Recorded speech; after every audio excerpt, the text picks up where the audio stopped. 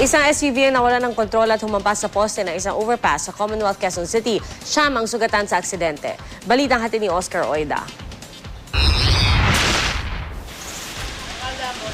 Daig pa raw ng nilaban sa washing machine ang mga sakay ng bagong-bagong SUV nito makaraang magpasirko-sirko sa bahaging ito ng Commonwealth Avenue sa Quezon City mag-aalas 4 na madaling araw.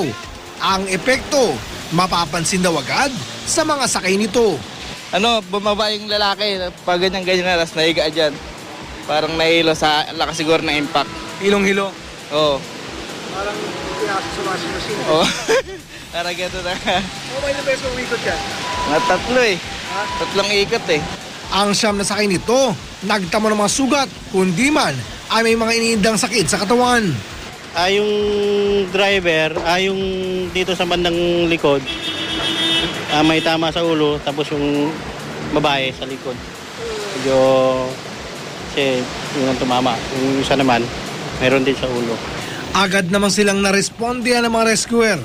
Base sa kwento ng mga saksi, napakatuloy daw ng takbo ng naturang SUV nang biglang mawala ng kontrol at humampas sa posting ito ng overpass bago sumapit ng Philcoa.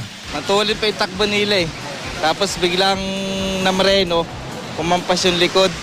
Ayon sa mga traffic enforcer, sadyang madulas ang kalsada sa lugar pag ganitong umuulan. Oscar Oida, GMA News.